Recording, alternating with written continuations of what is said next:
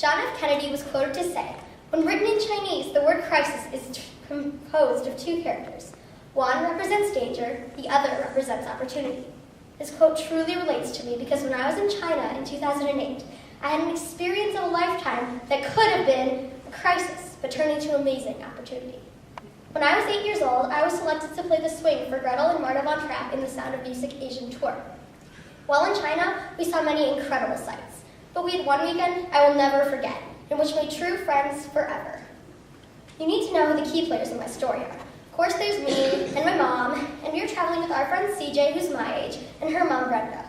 We had a 4-day hiatus of shows, and we were allowed to go any place in China except Beijing, which is where the Olympics were being held at the time. And our stage manager was afraid that it would be too crowded or we might get into a dangerous situation at the time. Our tour took us to the smaller, less-known areas of China, and we didn't want to leave China without getting the chance to see the terracotta soldiers in Xi'an and the Great Wall of China. We were so excited to begin our sightseeing, so we took a cab to the airport. This is when the mishaps began because Brenda left her wallet in the cab. In America, this would have been a huge problem because there are so many cabs and finding a wallet and an honest driver is next to impossible. In China, we had all of those problems, plus a language barrier. We had to pantomime out that the wallet was left in the cab. Amazingly, the people actually understood us, and they were able to call the cab driver and return the wallet. While we were waiting for the cab driver, we were served tea from a really pretty tea cart.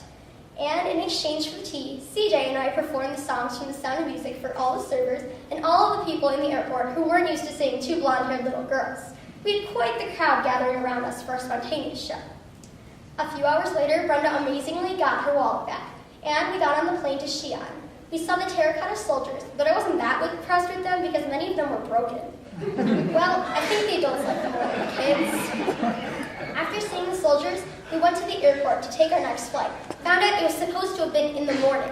From all of the excitement, we mixed up our PM and AM times. Again, we had to pantomime out what happened, and the airport personnel felt badly for us. So they found us a hotel to stay in, and they sent for a golf cart to come and pick us up to take us to the hotel. Can you imagine that happening in the United States if you missed a flight?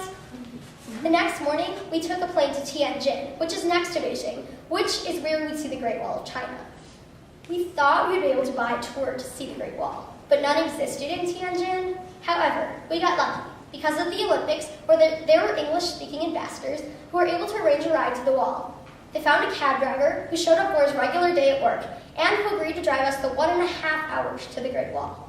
He found us a place where we could horseback ride up the mountain to get to the wall. We didn't know at the time CJ was terrified of heights and horseback riding.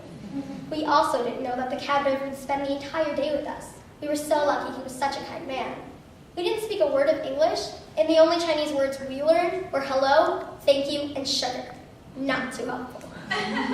On the way up the mountain, CJ screamed her head off. The cab driver actually got on CJ's horse with her to calm her down. We walked for miles while the cab driver held our bags, our hands, and at one point CJ in the 90-degree weather heat. On top of the wall, we were finally able to relax, and CJ and I began to sing and dance songs from The Sound of Music, which we couldn't help ourselves from doing.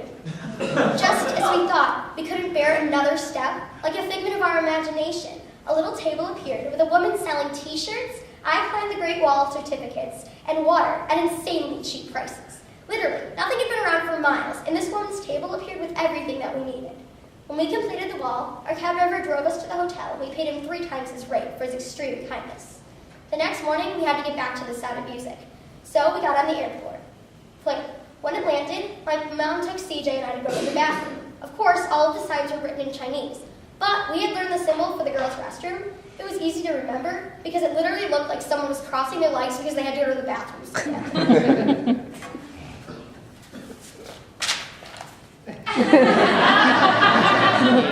Suddenly, Brenda and a Chinese woman appeared at the bathroom looking frantic. Apparently, the plane wasn't a direct flight, and we had gotten off in the wrong city, and they were holding the plane for us dull Americans. Once again, the Chinese personnel took great care of us. Without that woman, we would have gotten into so much trouble, maybe even fired.